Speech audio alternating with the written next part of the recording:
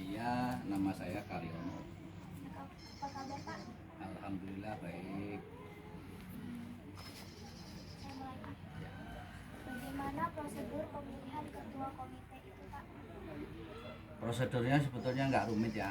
Yang penting itu adalah figur di mana seorang ketua komite itu yang sudah dikenal dulu oleh sekolah. Itu yang pertama. Yang kedua, figur dia mempunyai program atau rencana kerja. Kemudian yang ketiga adalah figur adalah seorang tokoh dari masyarakat. Bagaimana pengalaman Bapak sebagai ketua komite? Ya, pengalaman saya selaku ketua komite ya luar biasa sih, karena saya bisa menghadiahkan kepada sekolah bentuk-bentuk bangunan yaitu musola. Itu yang pertama. Kemudian yang kedua, pengalaman saya juga pernah menggagas bagaimana sih kita itu membelajari kepada anak-anak itu bentuknya korban, sehingga pada waktu itu kita bisa berkorban sampai 4 ekor sapi pada waktu itu sebelum covid ya, sebelum covid. Namun setelah covid kita akan pelaksanakan ya, di dalam perjalanannya karena ada covid sehingga ini batal gitu. Jadi baru 1 kali pelaksanaan, korban itu baru 1 ya, korbannya 4 ekor sapi pada waktu itu. Bapak sudah berapa lama menjadi Itu semenjak anak saya, karena kan jadi komite itu kan harus punya anak sekolah di situ gitu. Semenjak anak saya itu kelas 1 dan berakhir kemarin tahun 2022, jadi sekitar 6 tahun lebih ya. Jadi 2 periode saya terpilih menjadi ketua.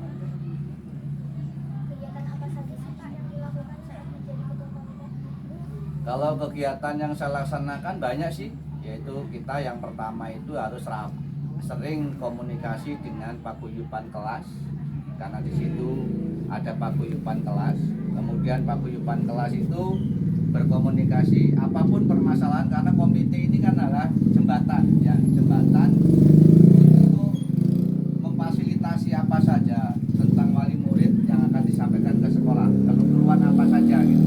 Itu yang pertama dulu yang harus dipahami, bahwa komite itu adalah jembatan antara wali kelas dengan wali murid dan sekolah, sehingga tidak ada demo, tidak ada apa ya. Nah, sehingga semua kegiatan yang dirancang oleh komite dan ini harus disepakati dulu dengan paguyuban kelas. Nah, paguyuban kelas itu ada ketua, ada sekretaris, dan ada bendahara. Paguyuban kelas itu terdiri dari misalkan kelas A itu dari bapak-bapak orang tua satu kelas. Kemudian program yang pernah kami laksanakan, kegiatan-kegiatan dilaksanakan adalah ya, 1, pembangunan. Kita harus controlling, sebagai controlling kan komite itu, controlling pembangunan yang ada sekolah. Kemudian yang kedua, ngontrol keuangan sekolah. Kemudian yang ketiga, ngontrol kegiatan sekolah. Nah, terus kemudian kegiatan-kegiatan yang tidak dilaksanakan oleh sekolah kita tekan. Kenapa sih kegiatan ini tidak bisa dilaksanakan? Alasannya apa? Misalkan anggaran. Kalau masalah anggaran, kita kumpul lagi paguyuban. Kita rapatkan gimana ini untuk kegiatan ini tidak ada anggaran. Bagaimana kalau kita patungan? Ya. Sehingga apapun kegiatan yang dilaksanakan oleh sekolah itu harus berkoordinasi dengan komite, dan komite berkoordinasi dengan paguyuban kelas. Sehingga tidak dikatakan bahwa sekolah itu tanpa dengan adanya kegiatan rapat dengan komite, narik uang itu tidak boleh, karena itu dinamakan pungli sekolah. Jadi kegiatan-kegiatan kakak kemarin kayak pramuka, kebetulan kakak ini adalah pembina pramuka, sehingga kakak tekan sekolah itu untuk mengadakan pramuka, dan kakak langsung ada di dalamnya. Ya, ya. Baik, selanjutnya Pak, Ya. bagaimana Bapak bisa terpilih menjadi ketua komite? Ya itu tadi yang saya katakan awal, itu yang pertama, kakak itu sudah dikenal sebelum di sekolah, sudah dikenal dulu di sekolah gitu. Ya mungkin figur sih, figur, dan dilihat dari sekolah itu mungkin, oh Pak Karyono ini cocok untuk jadi komite, mungkin seperti itu ya. Terus kemudian, nah kebetulan juga teman-teman dari kelas itu kan perwakilan kelas yang milih ini, dan disepakati bahwa bahkan kemarin kakak terpilih itu enggak pakai pemilihan, ya, langsung diplor itu, jadi langsung sepakat gitu, mungkin itu. Nah, bagaimana sih perasaan Bapak setelah menjadi ketua komite? Ya perasaan bapak sih sebetulnya ya agak miris-miris, karena ini beban berat memikul seorang ketua komite yang notabene ada sekitar 500 murid yang harus kakak yang kakak padain gitu. Apa saja sih Pak jabatan yang ada di komite itu? Jabatan di komite itu ada ketua, ada sekretaris, ada bendahara, dan ada seksi-seksi.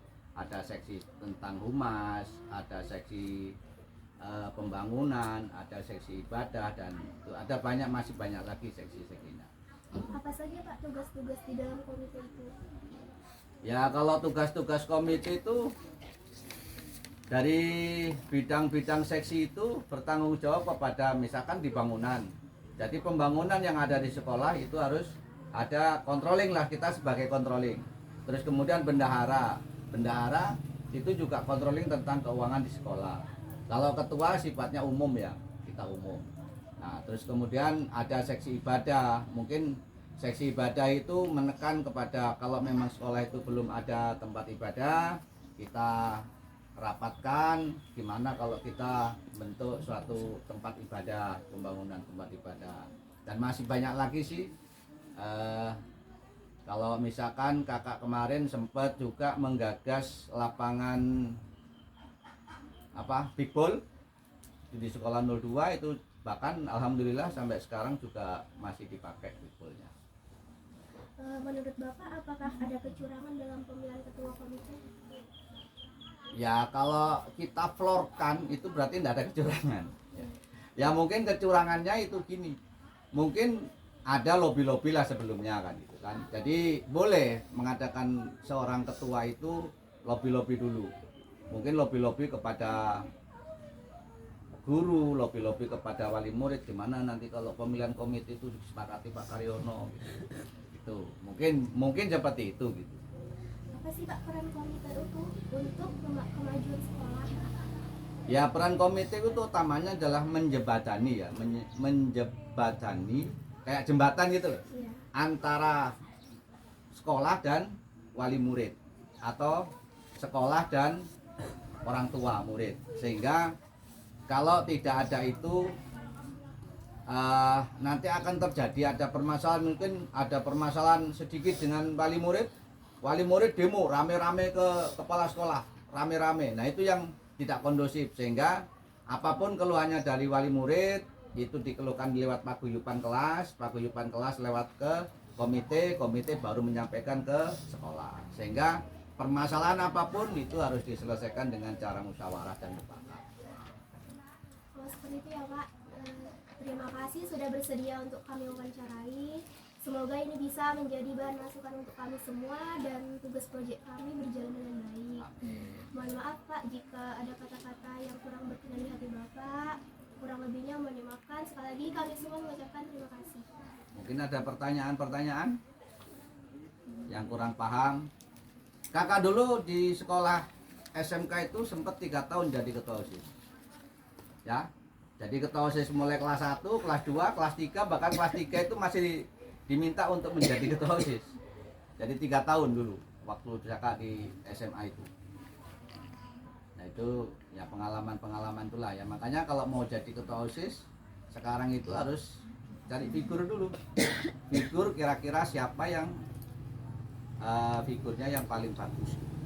Ya mungkin bukan bagus karena pelajarannya, tetapi bagus percakapannya, pergaulannya, dan cekatan dalam melaksanakan kegiatan. Ini yang perlu dianukan dulu, karena ketua OSIS itu nanti kan juga akan semua kegiatan di sekolah kan harus ada gitu. Jadi sekarang itu sudah cari figur-figur nih, siapa yang pertama itu adalah yang berduit tuh.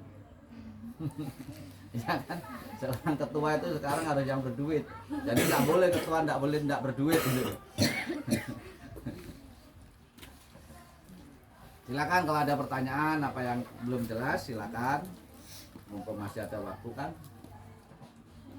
Jadi saya tidak rugi nih pulang dari Penajam ke sini nih. Silakan kalau tidak ada ya saya kakak juga kakak aja ya. Kalau bapak terlalu tua nanti. Saya tidak biasa dipanggil bapak gitu masalahnya. Ya kalau sekolah itu semua kakak. Ya Pak Nur itu manggil saya juga bukan bapak, kakak.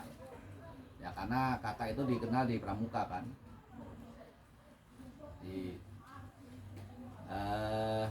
Saya juga terima kasih atas kehadirannya dan mohon maaf ini tidak ada hidangan bahkan air putih tidak ada ya. Ya sekali lagi saya mohon maaf dan mungkin tempatnya kurang seret apa-apanya kurang seret ya saya mewakili keluarga saya mohon maaf yang sebesar-besarnya ya. Dan kakak juga ucapkan terima kasih atas kunjungannya dan kepercayaan adik-adik mewawancarain saya gitu. Ini sampai jam berapa? Sampai jam 10. Jam 10 kan? Terus yang kedua? 8 Yang kedua. Kan ada kemarin katanya Oh, itu komite sama RT. Iya Pak, Beda-beda ya? beda. Jadi yang itu RT. Iya Pak.